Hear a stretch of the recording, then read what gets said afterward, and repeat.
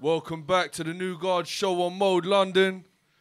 And tonight we got a special guest for you as usual, but this time we're paying homage to some of the people that paved the scene for people like us to come through and do our thing today. So our special guest today is none other than a man like Blade.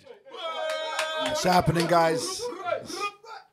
Come on. So what's all that noise about? What noise? I'm trying to sleep. Listen, I'm getting bad vibes off you recently. You're coming. Nah, I heard certain things, but anyway, let's get into this interview, man.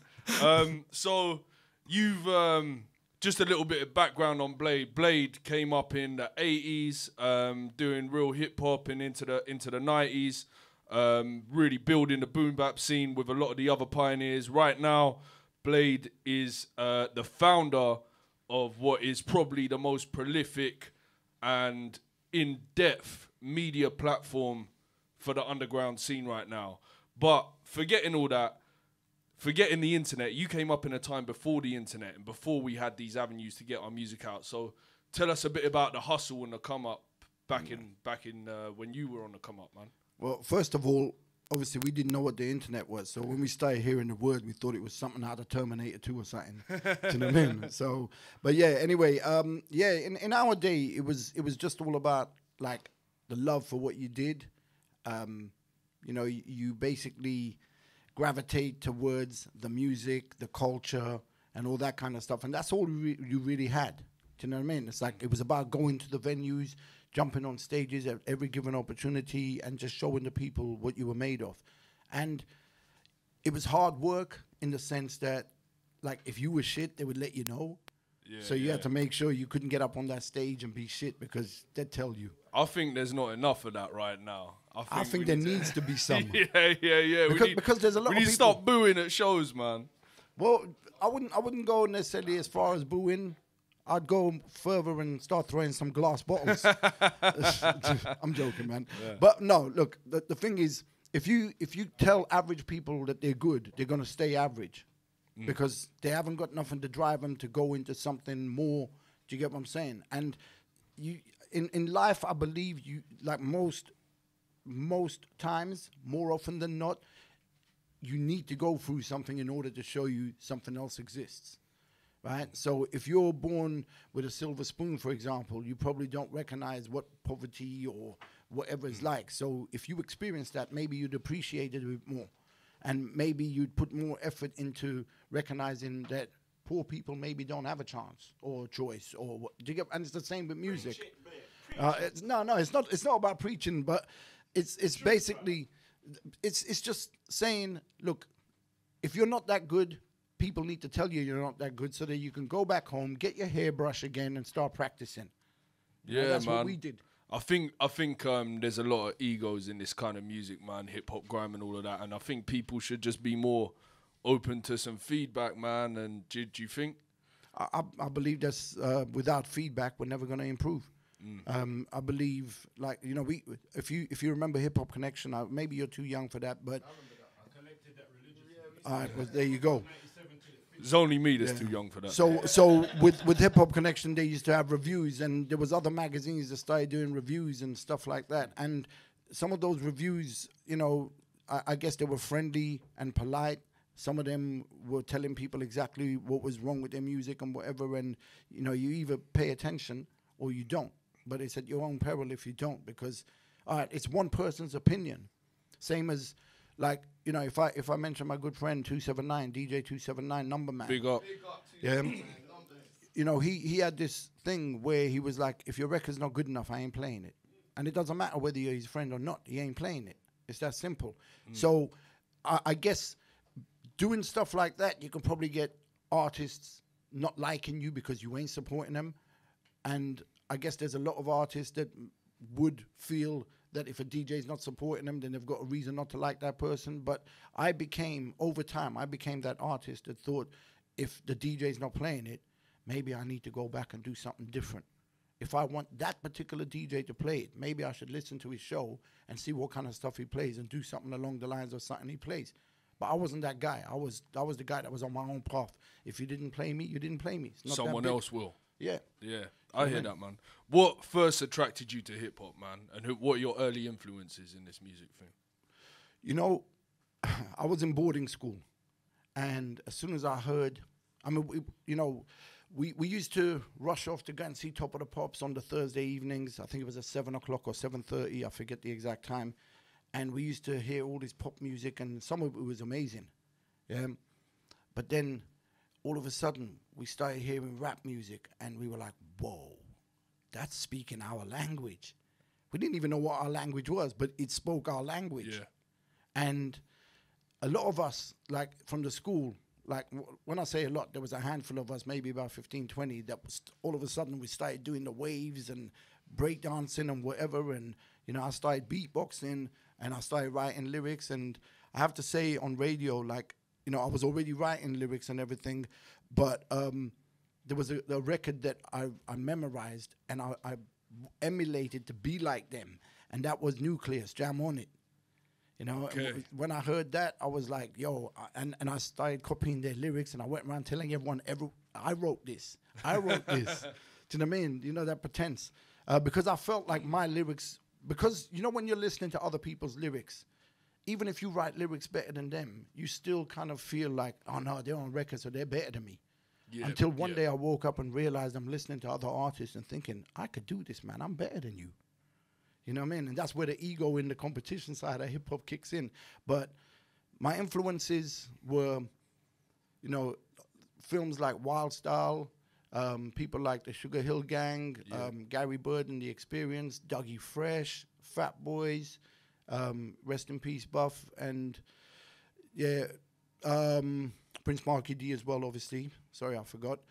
But yeah, my influences were deep and varied. It was everything. It was from graffiti to, like, literally, if you were in hip hop back then, the whole culture. It was everything. Right, I got you. So you sort of half answered my next question, but it was, when did you really decide that this was going to be what you're doing and this was going to be your career?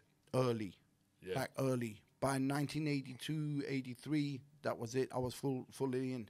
You know what I mean? I was in before, but it was just a phase thing. By 1983, we're getting our ghetto blasters and we're heading off to the park and basically breakdancing and popping and trying to check whatever girls are passing by. And at some point, when I was breakdancing, that's all we were doing it for. It's like, let's impress the girls. Do you know what I mean? But, little did we realize that was going to end up becoming everything to us. That was life itself. That's a good answer, man. And throughout your career, you're known for working closely with Mark B. Rest in peace, as your producer and DJ. Do you feel there's advantages to that kind of duo dynamic? Because I think at the moment it's something we're seeing a bit less of within the scene. It's all right now in like mainstream rap. It's about the rap star and far less about the DJ and the producer. When we all know, as people who are into the culture and have been a part of the culture for a long time, that it started with the DJ, man. If it weren't for the DJ, none of this would be happening. So do you think there's an advantage to that? And do you think it's a disadvantage to how it's changed now? I think for me, it's a little bit different because I was producing myself anyway. Right. When me and Mark met, Mark was asking me to work with him for many years. And I kept saying nah, because I didn't really, I'll say it on camera, I didn't like his production. I thought there was a lot missing. And the kind of things that I didn't like, and I'll say it as well, was because, when you get a sound and then you get someone who doesn't know how to play the keyboard and they just stab the keys. That's what I was getting with Mark. And I kept saying, bro, that's not really me. So I ended up showing him how to do things. I started showing him the loops to take. And that's how The Unknown came about, because I was picking loops and going, that loop, take it from there. No, don't take it from the snare. Take it from the bass. Don't take it from the bass. Take it from, a third of the way in. Because if you do that, it's going to end up catching a voice at the end of the next line. And do you get what I'm saying? Or at the start of the next line or whatever. So there was a whole heap of this stuff going on. So for me, it was different because I was already a producer. So my ears were already trained for that. So I felt like, when you hear something like Survival of the Hardest Working, right? You hear the energy of Blade. I produce that. When you hear something like Reflection, you hear the calmness of Blade, the sensible Blade, the Blade that's talking to himself and telling himself to grow the fuck up. Yeah, you know, yeah. right? So when I was working with Mark, it's like those are the kind of things that I wanted to bring along. Now, with rappers that aren't producers, I feel they do need a producer. Because me as a producer and a rapper, I still felt like having someone else's ears in the equation was going to benefit, because I was going through things in my life, which one day I'll talk about, but I'm not going to talk about here. And something needed to change. And I was in a really bad place mentally. I was like, I lost all my confidence because of like poverty, everything. Like, you know, when the world is against you, the world's against you. Yeah. And I needed some of that pressure lifted. So I said to Mark one day when he phoned, he goes, we're going to do something. And I said, bro, work the way I want to work, and I'll do something with you. But the way you're working right now, I can't. You know what I mean? And he came back to me, and he said, all right, well, let's talk. So I went to his place, sat down, and explained what I was after, and that's where it all began. And then next minute, we're doing tracks together, and rest is history. The rest is history, man. And, you know, we all know the talent that Mark becomes. So if that's down to you, like we said earlier about feedback and telling people that they need to improve, then that shows how important that whole dynamic is, you know what I mean? Yeah, I think it's important. Like, if you go back and listen to the productions he was doing, and then compare it to what changed when I came along, you will see the obvious change. It was pretty much an overnight change. Right. So you'll see the obvious change. You know, but not taking anything away from Mark at all. He basically listened, he took it on board, and he was able to move on it quick. And that quick move got us in a place where we were I was able to turn around and go, right, Mark, program the beats. I'll pick the loop. You know, do this, do that. You know, so say, for example, with The Unknown, where you get all that clever, artistic, you're about to enter a higher level. Like those things. Dope hook. Right, but what we did, and I said to Mark, how much money you got? You know, so Mark would be like, why? I want to get a dub plate done. Let me repeat certain lines, loop it, put it on a dub plate, and get a DJ to scratch it in the choruses. Right. You see what I'm saying? Yeah. So if you go anywhere else, you won't find that a cappella anywhere, because we done it on a dub plate. Yeah. And Mark, rest in peace, didn't pay for the dub plate, and he had the money, and I didn't. we got to ask you, how you end up on Soccer AM, man? You know what? That was a blessing in disguise, really, because there was someone who was working in the team at Soccer AM. What's happening, bro? How you doing, bro? There was someone who was working at Soccer AM, who I think was working at a different show, and he was a fan of mine from very early on, or that's what I was told. So don't quote me on that, but he'd been following my career, and he also bought my Lion album by mail order or whatever it was. Okay. You know, again, this is what I've been told from somebody that was on the show at the time, and that person apparently let somebody know, let somebody know that the record was out, and he liked the record, and he was in a position now to do something about it. So I don't know how true that is. I'm just saying what I was told. Right. You know. So almost a stroke of luck, man, that this Stroke guy of luck. who was up there, you know, was listening to your music and was a fan. That's sick, man. Yeah. That's sometimes them blessings come around, man. Yeah, I mean, you know, when you sit back and think, okay, let me use another rapper as an example. So you get somebody like, I don't know if you know Lloyd Luther. Yeah. Right? So he done Drugs on Tap, which basically is a sick tune, and that's a guy that should blow up, right?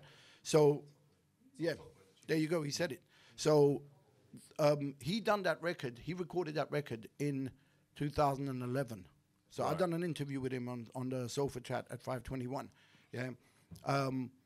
And he done that record in 2011. And about 10 years later or 7 years later or whatever, someone hears that and it's on Top Boy. And now it's like if you go on his own YouTube channel, he's got like over 1.2 million views or something, and that's an underground hip hop artist. But he doesn't need to be underground. That guy deserves so much. Like he's dope. He's really, really sick. You know what I mean? So you're kind of leading into some of my questions coming up, but we're gonna talk about 521, obviously. First thing, what's the name from? Where does that come from? Okay, so my son was in a rap group, which fell apart. No need to go into the details and all that. But when he was in the group, he used to come back from studio every morning, and on my drive, the lights come on. The sensor lights. So when the lights come on, most times I was there, and in a space of like about 4 months, pretty much 30 days per month. Yeah, right. So if we're saying 4 months, I'd say probably at 90 days at least, I'd see the lights come on at 521.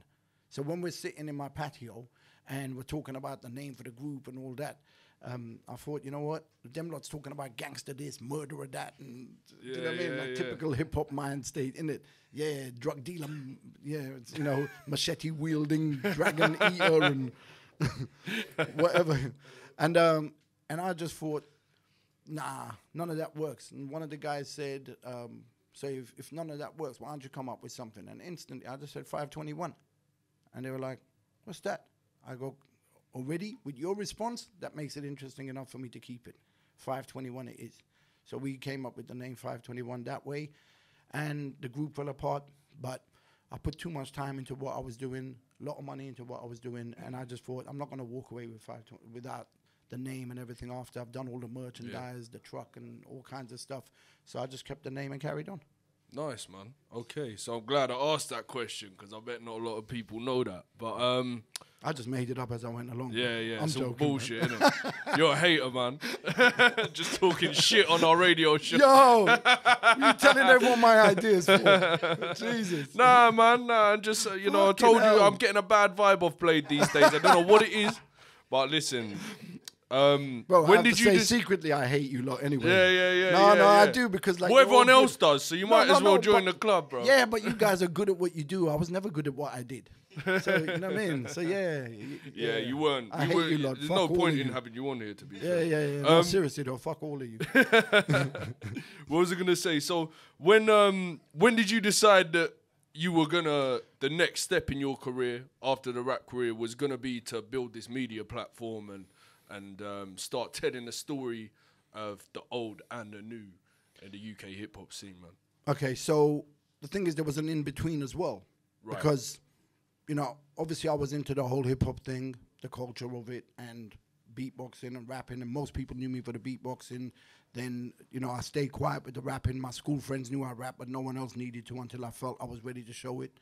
And it took years to get there because we didn't have references to go back to, and it wasn't like you could watch somebody on YouTube constantly, and if you listen to someone's record, you were in danger of becoming like them. Yeah. So we only had those simple references. In the beginning, it was very simplistic rhyming. Anyway, that went on. I did what I did with the music career, and then I had enough of it. A few reasons, some of them personal. For anyone who knows me, they know what that personal is. So the rest of the world doesn't need to know just yet. And I walked away, and I started a CD manufacturing business purely by accident, which did really well for me, and it enabled me to help a lot of artists. Like when artists are going and getting promo CDs, because that's what I used to do as well, we're paying £1 a disc to all the companies out there.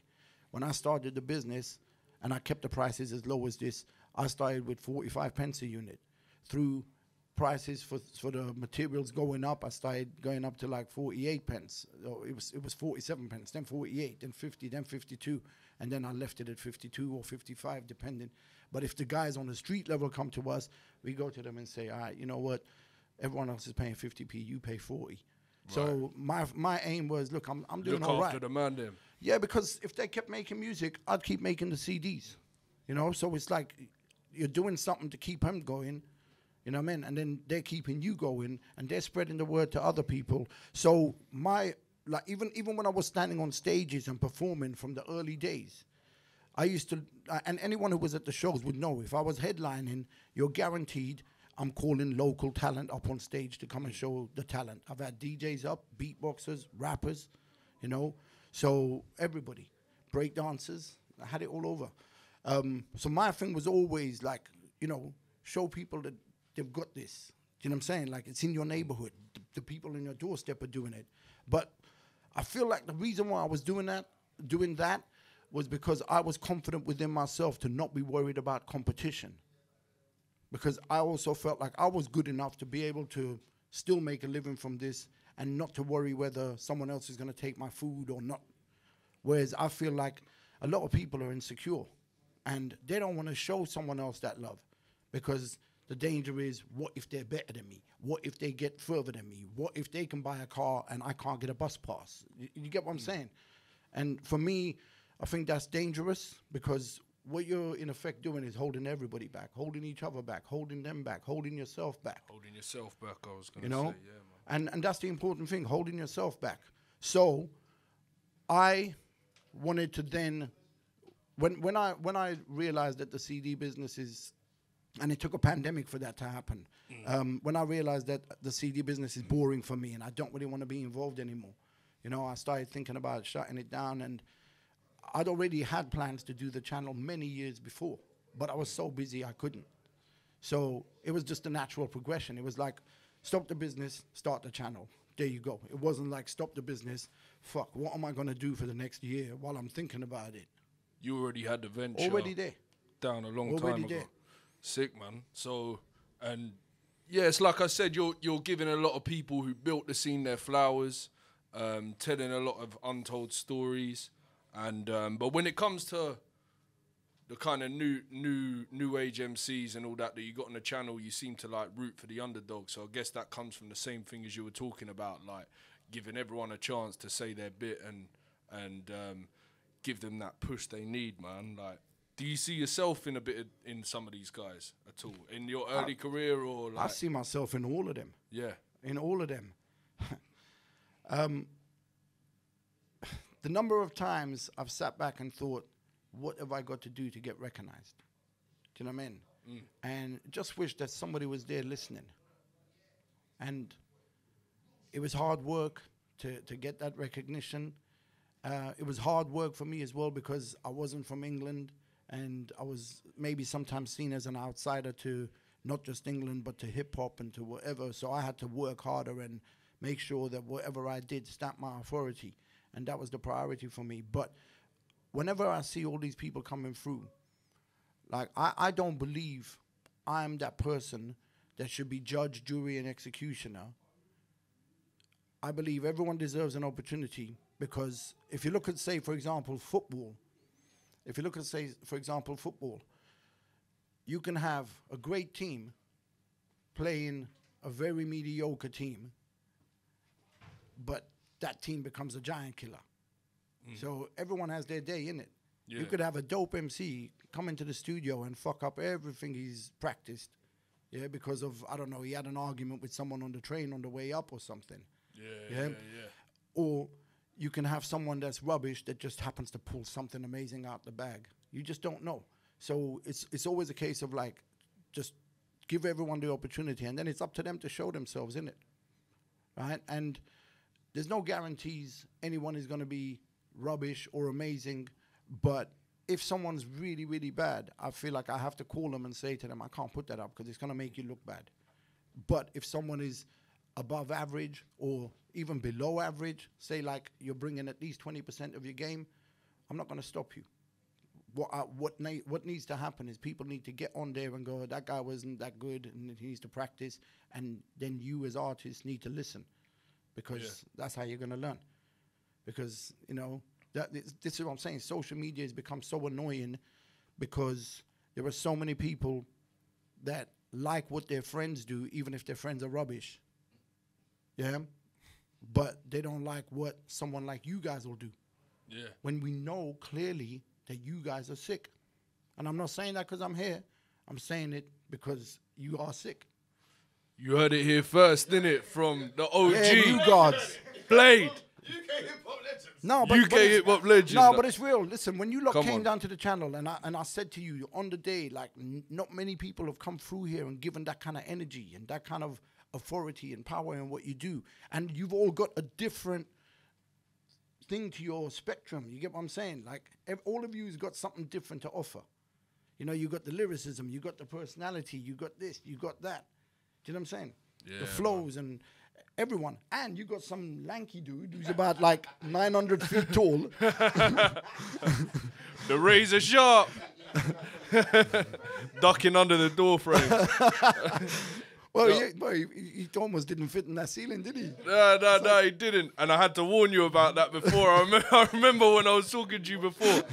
Listen, what's the next plans with 521? What can you tell us about what's coming up and how far do you plan to take the channel? Because I've heard some stuff from you, but tell us what you can publicly, man. You know, tell the people, man.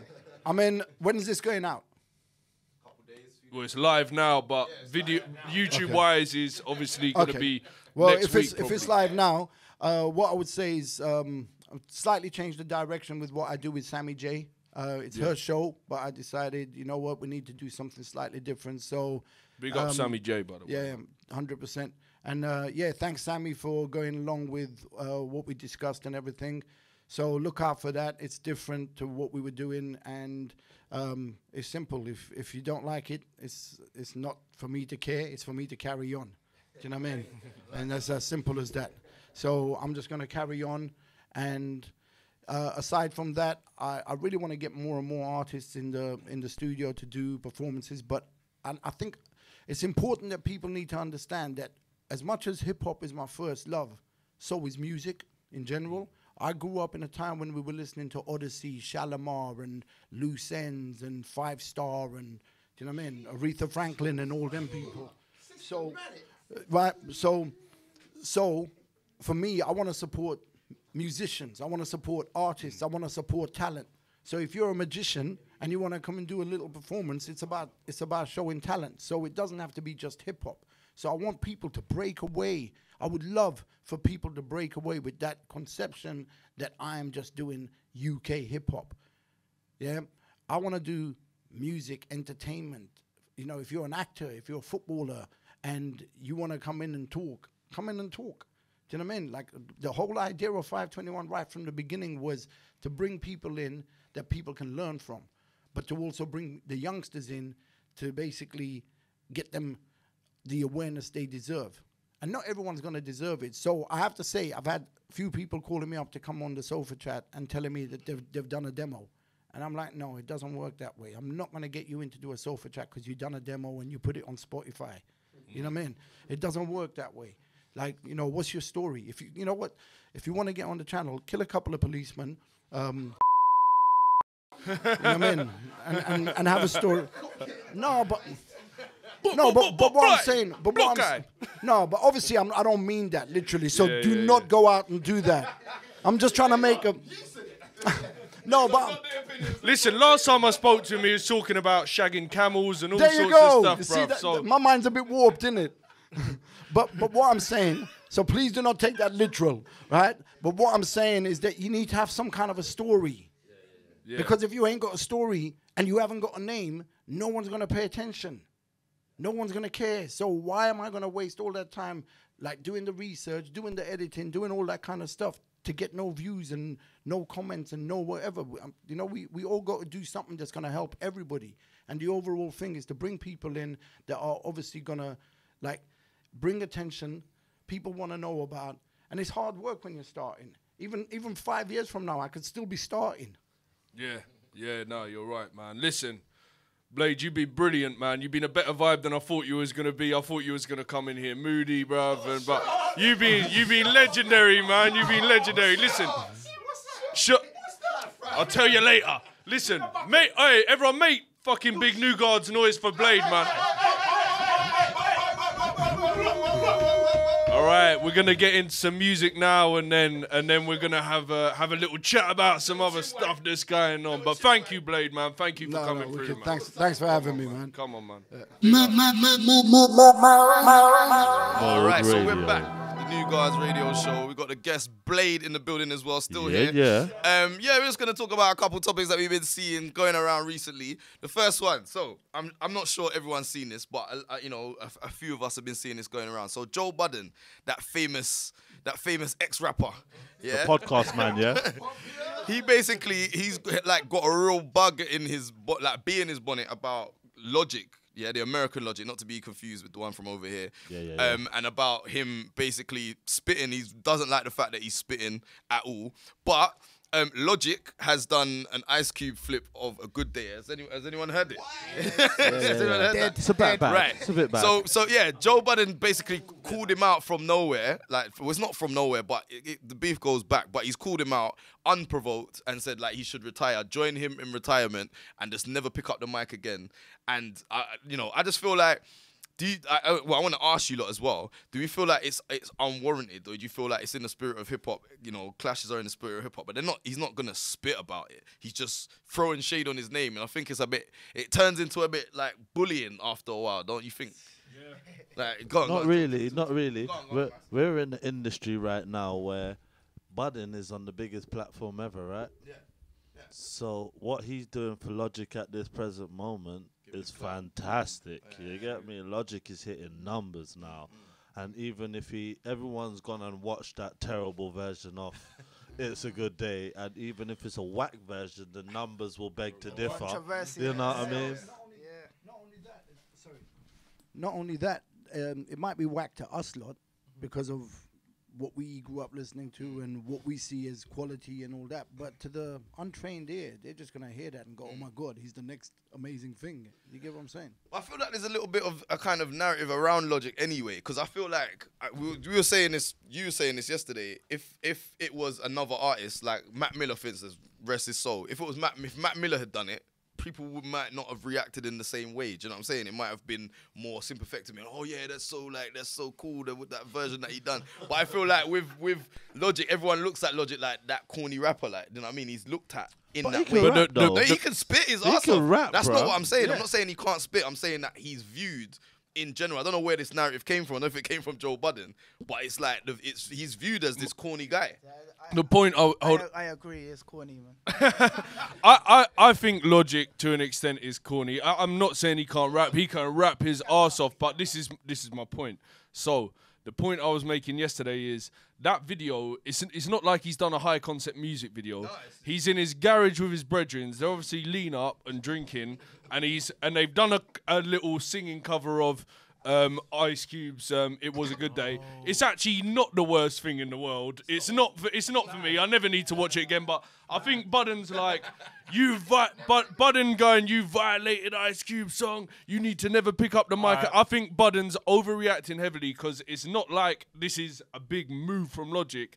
He was fucking around with his mates and he done a song. So why are you getting so bitter over it? I think Budden gets bitter because he's the butt of so much like shots. Like he's been getting shots for years and years and years. So he likes the shots other people, and there's nothing wrong with I that. need to alley-oop Go on. exactly what you're saying now. Budden to me, shots in anyone. Don't matter if it's Logic. I'm not really a fan of Logic. Logic just popped out of nowhere. I ain't really checked for his music. Couple tracks there and here and there I hear. But with Budden to me, Budden's always been an entity in hip hop that is not fully validated. I don't care if you've been in Slaughterhouse. He was never fully validated to me. I don't care about Slaughterhouse. I don't care. Race hard. All three of them except Crooked Budden. Eye. Race and was it Crooked Eye? Those three. I think you come in as the little brother, man, that just cleans up the toys in the room after, man, and let you have the last continue on Street Fighter and shit. Like, you get the last continue on Street Fighter and pull out the pad. He's never been valid to me, so when he comes and he shots in MCs, you really need to think about your back catalogue, your stature, where you stand in hip-hop, brethren, before you start casting judgment over a man's fam. That's my shit. Go on. They're both.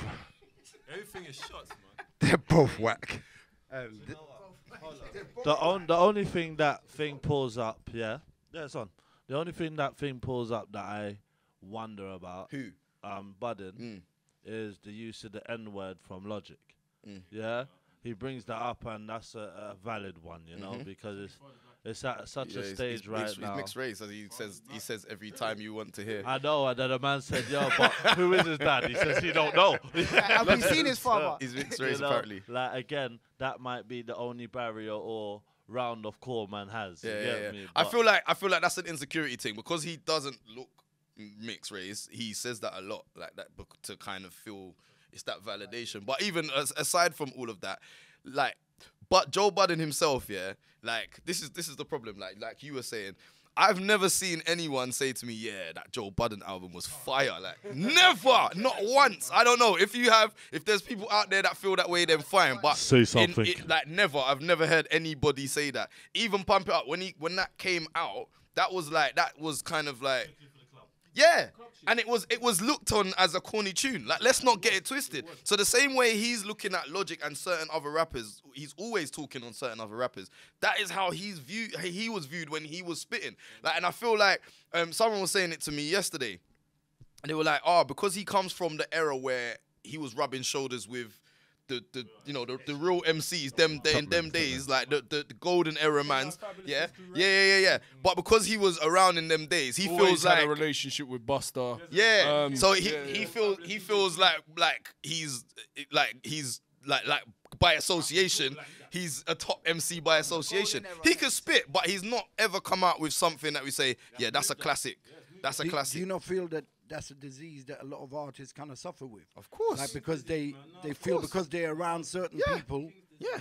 It's not even King's disease. He's the worst. That's Budden is not the even worst. King's disease. That is like, that's the AIDS But disease. who gave them that entitlement though, and why? It's ego, I think it's ego. It's ego. I think it's the ego from being But around. But someone put him in that position to be able to speak Friends, on those maybe? things. Who? It must have Friends. boosted him after as well. Friends being, and the fans that he did have. being in Slaughterhouse. That That's must another have thing. boosted his ego Yeah. out the roof. Being in Slaughterhouse was very late in Budden's career, Yeah, so it's he true. was It's already true. Slaughterhouse was 12 years after Budden's been out. You know what I'm saying? So I don't know. Well, I guess Pump It Up but, would have yeah, but Pump It Up. that's Pump It exactly Up. what I was gonna say. Yeah. All you need is one song. Because he had a hit. That one song could Yeah. keep you validated. I used to for like the next Pump It Up 15 when I years. was 14. Wasn't it in Step Up 2 or some shit like that? Can I just add to what you just said there? You said all he needs is that one song. So why is it? And I have to say this, sorry, because I give a shit about the UK artists. Say it. Talk your right? thing, bro. In America, you can get somebody like Chris Cross having one track that blows up. And they're secure, and you know what I mean, they got their houses, their holidays and whatever. But then you got somebody as amazing as Task Force, and like they don't have the same kind of like reach. That's an interesting point. And no one can question whether Task Force or Skinny Man or Rodney P or whoever is amazing. Like, we done amazing things. You can speak more to this because you were around these times, yeah. But and I was saying, I think to you the other day, do you think that in that time the business side of because there wasn't the scene was like a smaller scene in terms of like commercially, do you think that a lot of the artists around that time had their business heads on or had business minded people around them? Okay, so what I'll say to that is when the American artists were young, they didn't really have their business together either. But they had people who were in business positions that were looking at them and going, whoa, I can do something with that. So where were those people when there was groups like the ones we have or we had? Do you know what I mean? Because it wasn't the artists. The artists in America were free to be artists while someone else was taking care of their business. Yeah, I think Managers America's and all different that. though, isn't it? Because it's like it's a big machine that's Yeah, but around the whole entertainment industry. I know it's here as well, but for our type of music in that period, it's like it came out of nowhere. Yeah, but you know what? My honest feeling about it is, and I've had this conversation with some people in the world of distribution of records and in the world of making money from music and all that. And I've said the one thing that we haven't had in the UK is you guys putting your faith and your money into what we guys do, because we're dope at what we do. You know, a part of me feels like there's a time when it's profitable. Yeah? So, like, even though the 90s and so forth, you hear about so much of them doing the biggest things but hardly getting any pennies. Ripped off, right? Come, like, the 2000s, it's flying now. And things are different. And UK, to me, has always kind of been 10 years behind. You know? So it might not have been, but in progression of what we see growing up as youths, it felt like we were always 10 years behind. So our task force is that lost era of the eras of the Melly Mels, and not Melly Mel, but just after that. Yeah, that lost era of kids before the success kicked in from the Kalashnikov era. You know, that's when to be fair, when the Channel U came out. Yeah, and that's when I believe we got the early state. We was in the 90s, or we was in the 2000s, but we was in the 90s set of America, you know, whereas now you can see the wave is just level parring, because we have an infrastructure, and it's something I don't feel like we had properly. Which I feel yourself and many others kick the door open and help to build. You are the foundation of, you guys are the foundation now of what we're actually doing, what we're sitting in even now, because you had to be there doing that for that to be that, and staying on par with, you know, our friends over the ocean. You know what I mean? So now it's come full circle. Guess what? They're following us. Drills come from there to come here to go back there to then copying us. So it's a nice thing right now. Also, you said something that kind of got me thinking. You know, back in the days, it wasn't 10 years behind. Like you had like hip hop. The capital of hip hop in the world was New York. Right, and then the next capital after that, well, it wasn't the capital because it wasn't the main thing, but we weren't that far behind America. London was killing it at one point. Like it was the center of everything that was going on in the UK at one point. But what, do you know what I mean? Era? I'm talking in the mid 80s. Like, I mean, right, but what I'm saying is but what I'm saying is we kind of let that slip a little bit because of whether it was egos, whether it was attitudes, naivety, whatever it was. Like we were all to blame in some way for what went on, because we allowed it to slip, and then we allowed the Germans and the French and all those people to take over, and now we're not even second place now. Do you know what I'm saying? So we have to look at like what are we going to do to change all of that. But obviously the conversation was more about Joe Budden rather than, you know what I mean? Oh really? Can we talk about camels? Dude.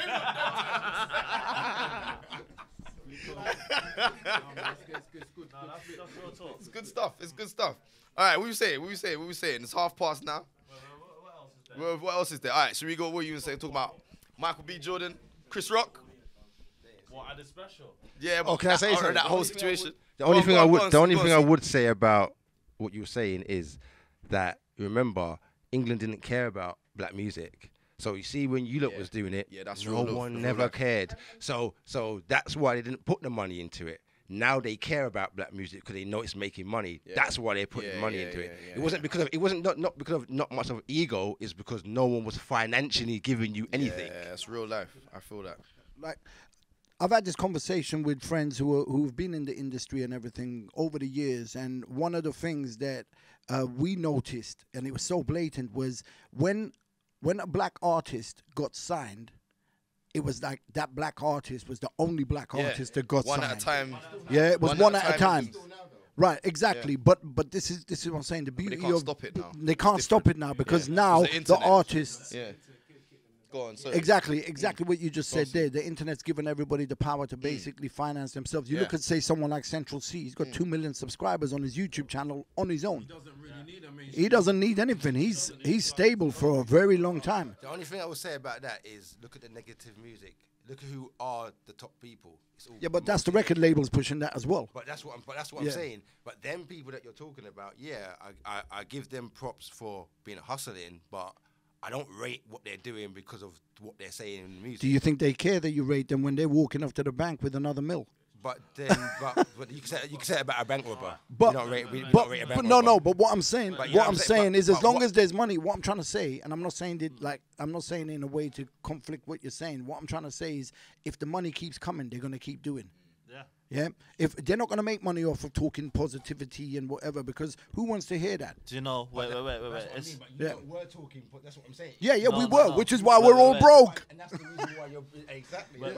Well, you gotta understand, with the positive thing. But you know what I'm saying, innit? But we all know about the seeds of evil in rap, yeah? The positive thing was your era. was the early 70s, 80s of hip hop. I'm not that then it old. switched. Jesus. No, I'm not wasn't saying making your records era. in No, I 70s. never said. Fucking no. hell, you just put a 10 years on me.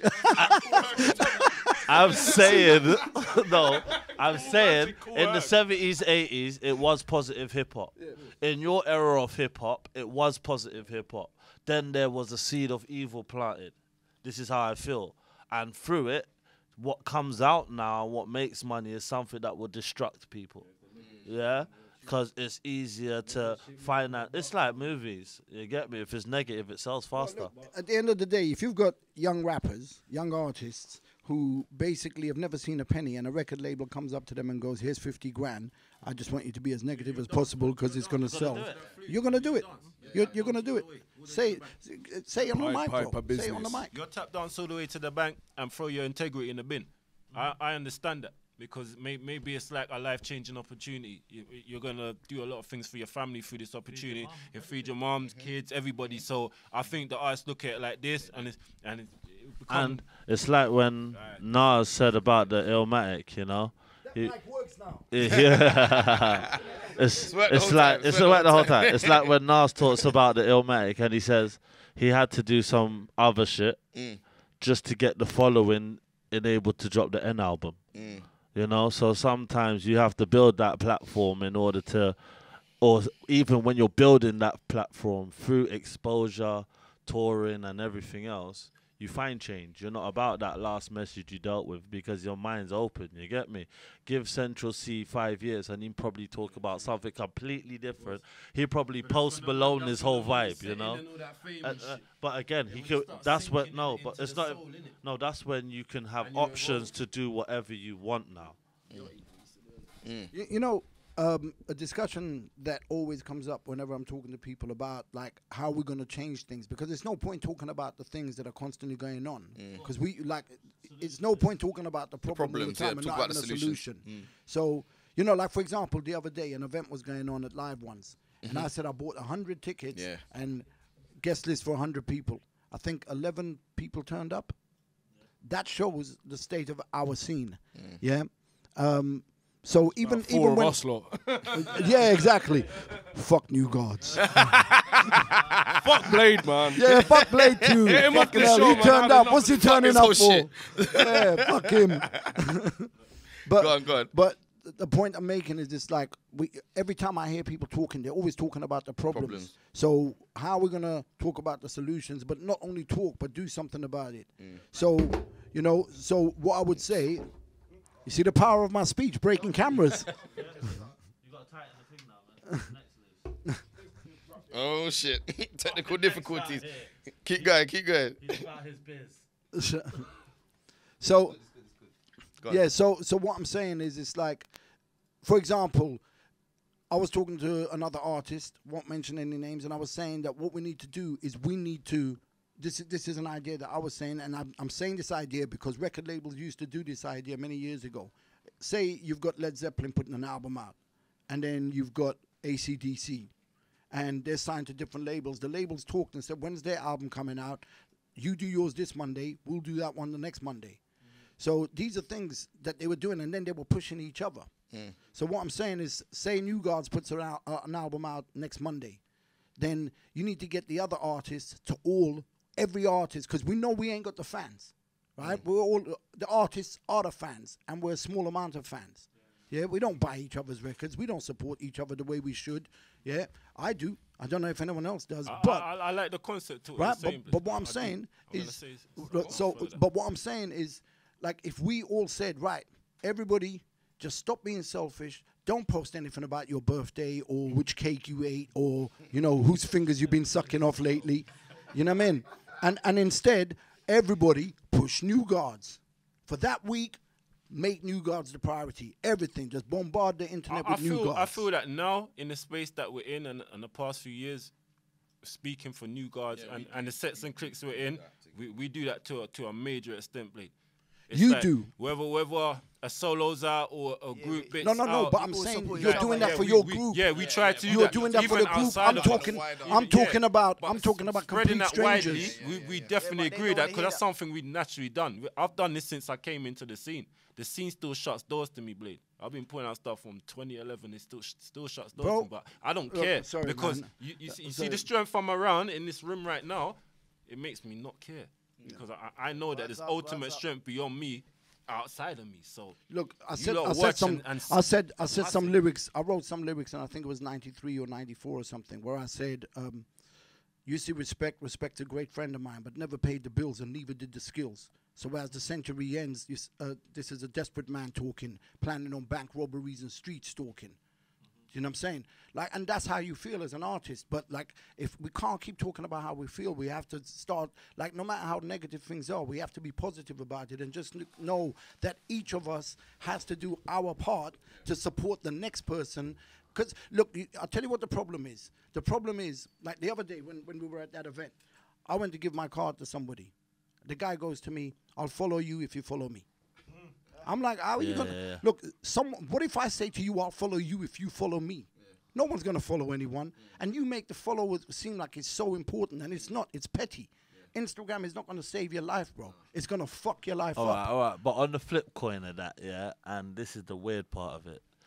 These kids are actually making these platforms pay them heavily, yeah. Just because they can monetize that. Yeah, follow. but I'm talking about the level we're at. Nothing's gonna pay nothing. No, but I'm talking at the level we're at. That's kind of always a blind side we do because of the era we're from. But these kids have galvanized and used technology. I watched my little brother make a iPhone 12 an office. You know? No matter where he stands, this is, to me, that makes calls and I might play a few games and send messages, but to him, this is an office. And all day I am programming this thing because I need to do the algorithm of Instagram. I need to know what this is. If we thought like that, instead of it kind of almost being like the downfall of us, yeah, because all these platforms are there for us to use. Yeah, and it's how you use these platforms. 100%. So, like, that same guy that's like, follow me and I'll follow you, even though it seems like a real narcissist kind of vibe, yeah, it's part of the business. It's almost what we forget to do. I know me, I'm terrible. I do a show, I say, big up names, Maslow gone, yeah, where I know, like, I should be like, my name is Maslow, find me on all socials, you understand? But I'm from an era where I'm just literally, I just want to dup here, show and go on, yeah? Even my studio side probably downfalls because I just love live. So for me, I'm a live man, but I'm horrible at asking man for a follow. I'm horrible at sharing on social media. I'm trying. But the point I'm making, though, and everything you say is very valid, and I agree with you fully, right? Using the phone as an office, because we all use our phone as an office now. You know, anyone with a common sense. But the kids do this naturally as kids. Right. You know, young. Even down to the grinding. The grinding comes with a menu now. This is insane, you know? We can talk about this all day, guys. Yeah. We can talk about this all day, guys, but we're going to have to wrap up. This is good shit. That's what I'm saying. We're going to have to... Listen, we love that. We're going to keep it moving, though, because we want to actually get on the mics and show some tunes for the last couple minutes and thing. Mass, you want to shout out your handles, bro. First of all, what we want to say is big up Blade for coming down. Make some noise for Blade. Fuck Blade, man. Fuck Blade. Fuck Blade. Go check out 0521. Go and follow that. Instagram, TikTok, Facebook, all of the things. I know you're on all of them. I think so. But you're there anyway. 0521 or Blade. What? Come on, tell them. 0521 official. Yeah, so the YouTube channel is 05:21 official. The Instagram, my personal Instagram is Blade691_UK. And the Instagram for 521 is 0521 official. My personal Facebook is Blade QB. And that's all I use. I have got a TikTok, Blade0521, but I don't know really use it. I'm doing You're still there. Follow him anyway. Pull up and deal with the thing. All right, we're gonna keep it moving. TikTok your thing. TikTok the thing. So when we come back, we're gonna drop some bars. For the first time on our show, we're gonna drop our own bars this time. All right. So all right, keep it locked. Mode London, New Guardz Radio, inside the last. We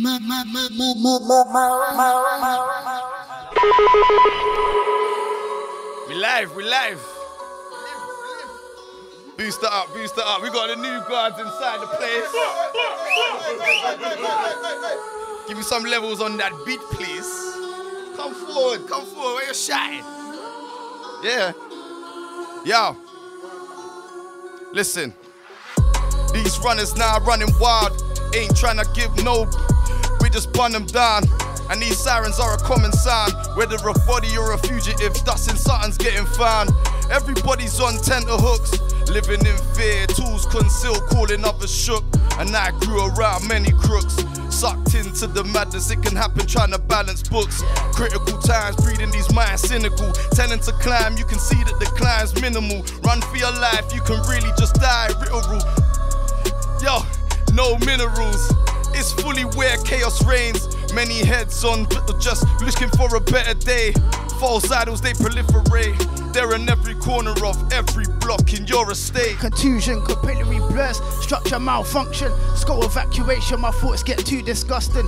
Potent sticky trees fighting the addiction. Section, lost in the hidden realm, predicting. On a piece of paper, writing in codes, access denied. Yo, new guards, listen. Old buzz, yo.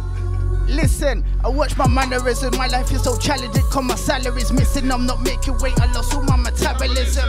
Capitalists are all around, so I'm a pessimist. If optimism enters my brain, then it's cannibalism. My ammunition is ambition and intuition, inquisition. Man asks question like an exhibition. I done had a premonition and envision. Made a quick incision, an aneurysm. Catch the rhythm. Black life, put respect on the giant's name. Ray Brands with the wire frame.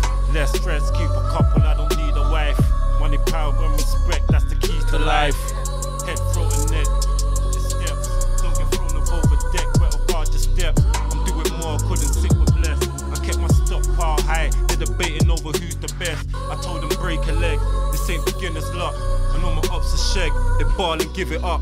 Tell your coach to throw the blood towel and the bout. Uppercut, mount, but swift how we send them out. Hey! Scorch a clout, the dust from the spliff ashes.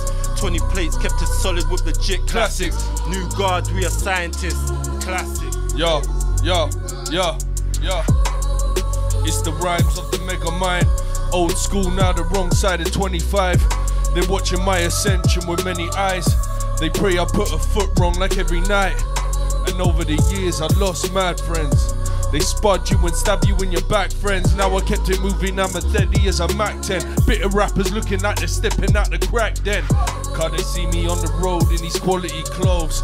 All this gold goes with the polo coat. What the fuck can I say? I'll be murdering the mic when I spray. Jump off the head every day.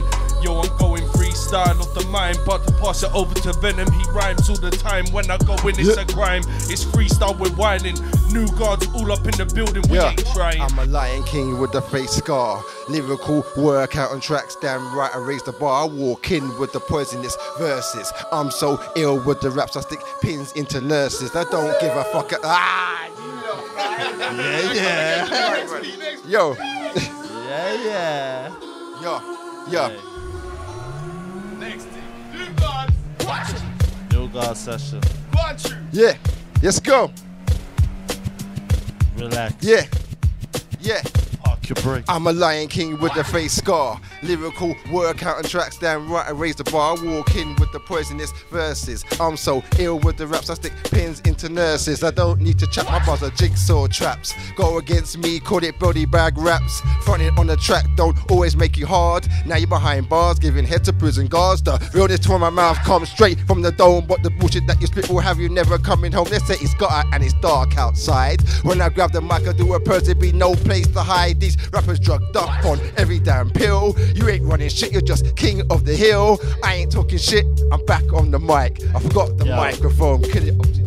How should I live in a place where because of my race they try inferior the I? Do I not bleed like he who resides at 10 Downing Street? Then why make laws for me? Traces of phosphorus, undocumented conspiracies up in the fund for the military. Would that perceive as positivity in a community of negativity and blind sheep? One voice can be heard with unity and oppress immunity. Years of scrutiny combated by the chosen few who have seen the calm before the storm, the multiple lives that's been spawned, shading a new day and a new dawn, and you can see everything plus the abnorm. I keep it in the mix, and this is the Guardz we done form, and you know everything cause blood you've been warned. Yeah, liquor on the wall, sipping haze, missile, piff and laugh, reverberates. My states are rough, lifting, reminiscing on days past. It's the brave hearts, warriors upholding the fortress. Sword sharp, dude, era helmets, Blacksburg armor, bloods on rotation, we speed out the gamma. Testosterone scores, raining on the club. Who's got that mamba? Grids in, place your best front like ghetto stars. Shots by the monkey bar, spray paint by the swing set. Bacon watching hard, kids home, busting case evidence. Far from great, glad to have him home. Not sure how long he'll stay. Shouts to the elders. Sorry about the weed smoke. Yeah, mum's cool. I tell her you said you phone. The sky stays two-tone. Red, violet, sunset. Money's turned to silhouettes. The day's far from done yet. This a Guardz life. This a pastime. This a Guardz life. This a pastime. Way past rhyme. Got about 7 MCs. Spit off the top when I drop it. Just a pioneer in front of me. 2 decks. Spin your heads like the roller decks or a hella chopper. When I come back bars, I got hella proper. Got jewels and the girl said it's hella proper. When I came back, non-stopper, I span it round like old MCs. I came from 9-3 or maybe 9-5 to 04. Now it's 23. Then beg please and drop down one knee. Anoint this, the king. Sword over 2 shoulders, but no reparations for this. I came back, kicked him in his ribs. Influential, uncut, raw talent. Hit tracks with impacts, the doors hammer. The most eloquent hooligan that you'll ever meet. My rhyme style's a lit match to kerosene. I've been bopping round the scene since 17. Blue gelato in the vape, I was getting lean. Height of my experience, stars align like the pyramids. How I'm killing shit's inconsiderate, so effortless. Just another outlet to get my cheddar in. I'm never going penniless. Living every day of the month, don't wait for payday. Spaghetti with the veal Milanese. Tanqueray tonic got me wavy. Piff blowing in the back room like Q Broach and Day Day. Yo, like Q Broach and Day Day. Piff blowing it like Q Broach and Day Day. Where am I? Mode. What I'm about to do, flip the mode. They're looking at me like the boy won't explode. You boys are sitting over the commode. Shit, I ain't down with that. Check the script. When it came to the boy, know that I'm God's gift. You should know the elements, everything involved. When I come around here, guess what? Cage closed. Yeah, I hear a lot of a-holes, that's opinions. Not trying to hear that talk. You see the onions, paying the layers. Brothers are walking on my footsteps. You boys will catch bunions. Too much callous and the malice. Don't make nothing when you're up inside my palace. I'm one of them rare that be tapping on the chalice. Then go around here with grievous body damage. Let's compose in a presentation so enigmatic. Yeah. Hey. New Guardz. Alright, one more. Yo. If you didn't know, you're about to know. This is the new go Guardz like show. and follow, like and subscribe. Anything can happen on the new Guardz show. Words composed in a presentation so enigmatic. Switching the squeeze at PowerPoint.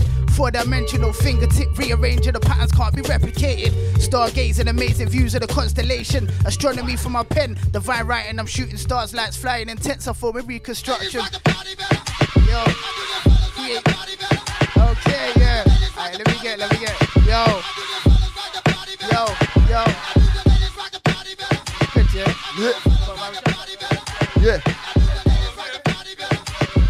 yeah, check it, yo. Gotta set it off, yeah, rap again. Smartest pretty bars, need to holler to your head. Yeah, you got a flow, but your bars ain't sick. Just a whole lot of waffle cake, round for the dick. Oh man, these rappers really think they can spit. How the hell can they be gas when they ain't even lit? Fake rappers need to go and get a plan B. Cause the fire that I got can burn a man. I called it third degree, can die from my words. They will call it murder raps. Dark night rap crusader running through your traps. Yes, I call it war, spin a dub on an MC. I can tell your friend you're getting general a pussy. Your rappers ain't real, all you do is act fake. And when it comes to bars, you ain't got what it takes. I'm on a mission to eliminate the freight from the game. Scope them out, dead bodies you never miss when they aim. Time flies, calendar counts, manage the ounce. Written 4 seasonal change, hold for your mouth. Haters the bounce, hearing my name, feeling the fear. Razor's legacy, man, I've got a click in here. Almost 7 feet, 6'8", head in the clouds. All these pricks enemies call me enemy now. They were breading once, threading with fam. There were many cunts shedding skin, biting a hand. Know the saying how it goes, ain't no need to explain. Just annihilate my foes when they speak in my name. It's the retirement at home, in slippers and tea. Numbered up, past the back, plus the ripping up beats. Yeah, past the back, plus, yeah, thousands. Yeah, past the call, you know. This is the last call, you know. So, yeah, man, last call at the bar must be bar free. I bar me with the bars, allow bar a barbarian, a bar specialist plus nature boy. I'm flaring them. The bars high, pole vault's the only way of clearing them. I'm trained to cut just like Valerian, still moving the unison like Ezekiel's will. This ain't just for you to listen, this is for you to feel the fine movements you find in the movement so quill. Now let's run up, get turned up, watch how I bun up, get him lit. From sundown to sun up, I won up when I was on the script. Hey, yo, listen. They swore I wasn't rapping anymore. Just know that if I'm quiet, I am building, that's for sure. I am legend, I am law, something other than you for. And that's word to my mother and my brother, also yours. Those for me, I'm creeping, chilling in the deep end. Something like a type of villain plotting in the evening. Bars come so easy for me, kind of feels like cheating. Always taking notes and be careful how you're speaking. No free bars, that also goes to jumping on your cypher. Roll the tune, run it back again and flick your lighter. You need to run it. You ain't a striker, my bars are great and very trusty. I'm Tony the Tiger, undersold myself for years, thought it was a minor. Albums for a $5, no longer, never more, ever will I, if it's short. Nothing less, killing tracks with no remorse. Heavy-handed, Jordan pen is magic. My style was enigmatic, custom fitted like my era jacket. Introspected though it makes my vision panoramic, like a 5% of how I overstand the mathematics. And I ain't with that bag of chatting, bruv, I'm back to work. Every verse, every word, how they're interspersed. So divine like the planets align, frozen in time. My life, soul, body, and mind. Yo, it's new Guardz, Mode London. How you mean? Yo. Hear me now. Friday, Saturday at Coppercat Dalston. End of the week is back. My champion Menace Mendoza is representing. Album launch, you get me? Concrete Jungle. You get me? The Chimpanzee Gorilla Slang Gang. You get me? Fuck with that. If you don't know, get to know. We got Dre Styles from the Freshers. We got Zeno, wavy as hell. Not to mention Poetica, that magic and spells. I'm done with it. Make you know what time this has been. MOD on your radio. Whatever you're doing Saturday, cancel that motherfucking shit, bro. This is the new Guardz Show. Done, baby. Keep it locked. This is Mode London.